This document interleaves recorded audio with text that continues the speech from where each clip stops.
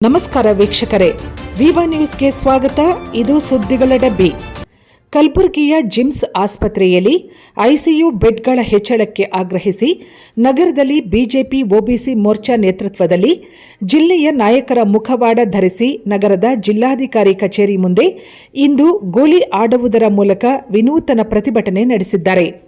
DC ಕಚೇರಿ ಬಳಿ BJP OBC ಕಾರ್ಯಕರ್ತರು CM Siddaramaiah, DCM DK Shivakumar, ಸಚಿವ ಡಾ ಶರಣಪ್ರಕಾಶ್ ಪಾಟೀಲ್, ಶಾಸಕರಾದ ಅಲ್ಲಮ್ಮ ಪ್ರಭು ಪಾಟೀಲ್, ಎಂವೈ ಪಾಟೀಲ್, ಖನೀಜ್ ಫಾತಿಮಾ, ಬಿಆರ್ ಪಾಟೀಲರ ಮುಖವಾಡ ಧರಿಸಿ ಗೋಲಿ ಆಡುವುದರ ಮೂಲಕ ವಿಶಿಷ್ಟವಾಗಿ ಪ್ರತಿಭಟಿಸಿದ್ದಾರೆ.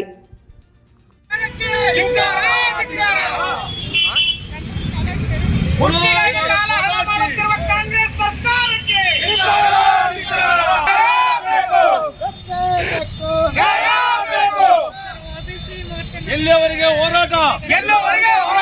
ಎಲ್ಲಿಯವರೆಗೆ ಹೋರಾಟ?